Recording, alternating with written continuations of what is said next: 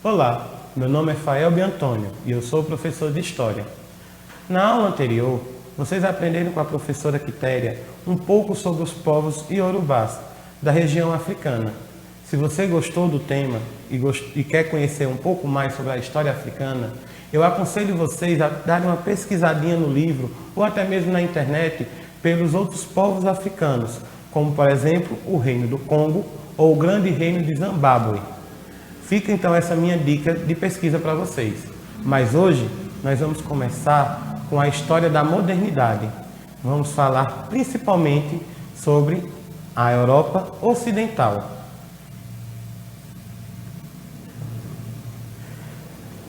Vejamos então esse primeiro slide. Uma visão de mundo renovada, o renascimento cultural. Os últimos séculos da Baixa Idade Média foram marcados pelo enfraquecimento do sistema feudal, caracterizado pela fragmentação política entre os feudos. Como vimos, a partir do século XII, a Europa passou por profundas transformações. Entre elas, se destacam o aumento da população e das atividades comerciais, o crescimento dos burgos e cidades e a fundação das primeiras universidades.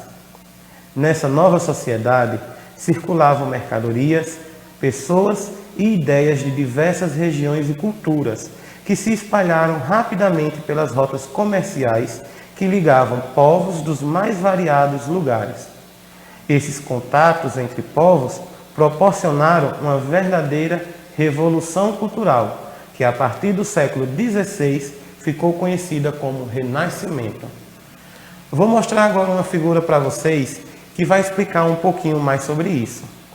Essa é uma figura dos burgos, onde morava uma classe chamada burguesia, que foi a que mais cresceu nessa época e que enriqueceu. Eram comerciantes e mercadores que, devido a esse fluxo de mercadorias, acabaram enriquecendo cada vez mais e se tornaram uma das mais importantes classes sociais dessa época. Vamos dar uma olhadinha então na origem do Renascimento.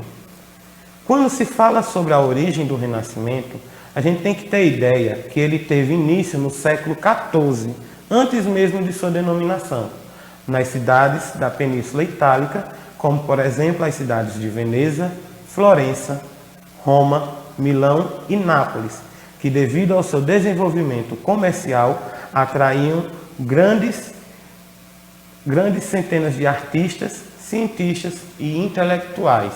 Isso porque a Itália ficava mesmo no meio das rotas comerciais e das mais importantes. O movimento renascentista tinha como base uma corrente de pensamento chamada de humanismo.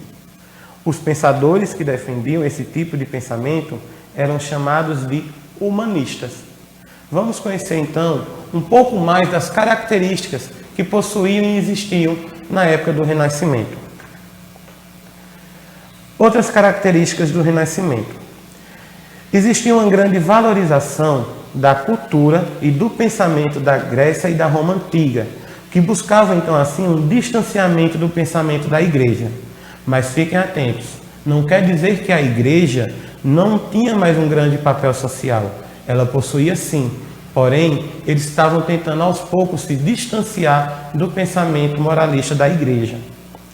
Houve também uma maior publicação e distribuição de livros por causa do desenvolvimento da prensa mecânica de tipos móveis, criada em 1455 por Johann Gutenberg, que está aí nessa imagem que vocês podem ver.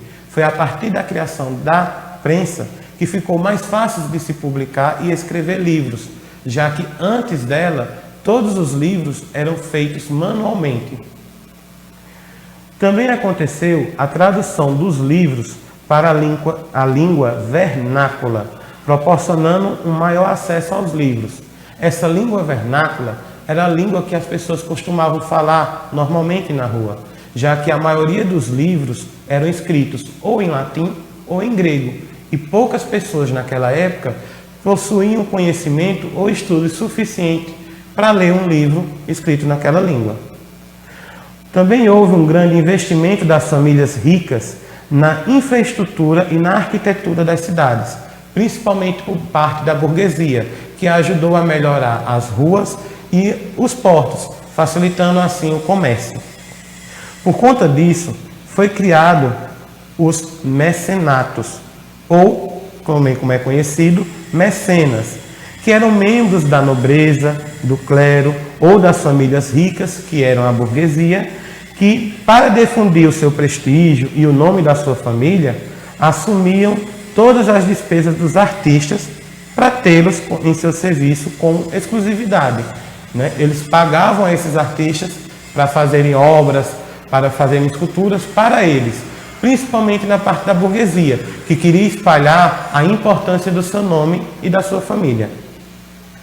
Vamos ver então as principais características do humanismo, já que ela foi uma das bases para o pensamento da era renascentista. Uma das principais características, e é uma das mais importantes, é o antropocentrismo, aonde eles diziam que o homem era o centro de todas as coisas. Antes, a igreja defendia o teocentrismo, que dizia que Deus era o centro de todas as coisas. Porém, com o pensamento humanista e o pensamento antropocentrismo, com o homem no centro do universo, apareceu também o individualismo, que diz que cada ser e cada indivíduo é responsável pelo seu próprio sucesso ou fracasso, independente da vontade divina, como era dito pela igreja antigamente. Também surgiu o racionalismo, que é o conhecimento que resultava através da observação e da experimentação, o que gerava um pensamento racional e crítico. Ou seja, eles começaram a tentar explicar o que antes a igreja explicava como divino ou vontade de Deus através de métodos científicos de estudo. Eles também concebiam que o ser humano era dotado de um conhecimento e de criatividade e ele era capaz de se aperfeiçoar. Foi com esse pensamento que os renascentistas começaram a se afastar e distanciar um pouco mais dos dogmas e dos pensamentos da igreja. Embora buscassem inspirações na antiguidade clássica, os renascentistas desenvolveram conhecimentos, técnicas e visões de mundos próprios. Até o século XVIII, as diferentes ciências e filosofia formavam uma única área de conhecimento. Foi graças ao período do Renascimento que houve bastante avanço, não apenas nas artes ou na literatura, mas também em outras áreas do conhecimento humano.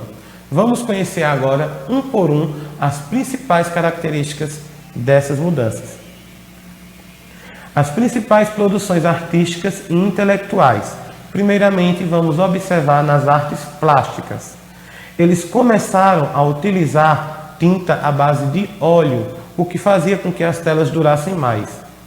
Começaram a produzir e reproduzir retratos, graças ao mecenatos e aos mecenas, que contratavam esses artistas para pintarem seus retratos.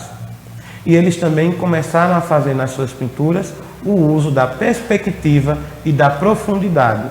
Na imagem aí ao lado da Escola de Atenas, pintada por Rafael Sanzio, vocês podem ver um pouco dessa profundidade ao observarem a forma como os arcos se distanciam no fundo da imagem, dando então essa impressão de distância, de profundidade. Já na parte das esculturas, eles buscavam também a reprodução do ideal clássico de beleza, fundamentado pela harmonia das proporções e do equilíbrio. Esse era um pensamento bastante comum na Grécia Antiga. E eles também, a gente consegue encontrar nesse período, a presença de algumas mulheres que eram pintoras ou também que eram mecenas. Porém, devido à discriminação e à desvalorização das mulheres, muitas dessas pintoras ou mulheres são desconhecidas da história. Já na literatura e no teatro, houve a retomada de temas, personagens e gêneros clássicos, como a poesia épica, a poesia lírica, a tragédia e a comédia. Eu citei aqui alguns exemplos importantes para a literatura dessa época. A Divina Comédia, do poeta florentino Dante de Alighieri, os textos teatrais do inglês William Shakespeare e a sátira Dom Quixote de La Mancha, do espanhol Miguel de Cervantes. Essas obras são de grande importância para a literatura mundial. Na arquitetura, eles se preocuparam mais com a simetria e a proporção, com a regularidade das formas. Eles também fizeram edifícios imponentes e horizontais, construções de palácios, vias, zonas portuárias e suntuosas construções que abrigavam os órgãos públicos. Nessa imagem que vocês veem aí ao lado, é a Basílica de São Pedro, construída no Vaticano, que iniciou a ser construída em 1506 e terminou em 1626. Observem a largura, como ela é larga e como ela é proporcionalmente bem dividida, além de possuir também essas colunas na frente, que era típica da construção grega. A ciência e a filosofia foram as que mais receberam contribuições significativas para o período renascentista. Houve inicialmente o aperfeiçoamento dos instrumentos de observação dos astros, assim como também o avanço da matemática e da geometria. Isso proporcionou o desenvolvimento da teoria heliocêntrica, que foi proposta inicialmente pelo monge polonês Nicolau Copérnico e confirmada pelo toscano Galileu Galilei. Vale lembrar que, ao defender as suas ideias contra a Igreja, Galileu Galilei acabou ainda sendo preso e obrigado a voltar atrás na sua palavra, dizendo que realmente não existia. Essa teoria, ela afirma que o Sol é o centro do universo, diferente do que se acreditava de que a Terra era o centro. Na ciência e na filosofia também possuímos os estudos feitos em cadáveres humanos e baseados em cálculos matemáticos que permitiram conhecer melhor a anatomia humana. Surgiram também novas maneiras de pensar, como a do inglês Francis Bacon, que defendia que só seria possível chegar a uma verdade por meio da observação sistemática dos acontecimentos. A obra O Príncipe, de Nicolau Maquiavel, revolucionou o pensamento político, ao mostrar que o bom governo muitas vezes exige decisões orientadas pela estratégia e não pela ética.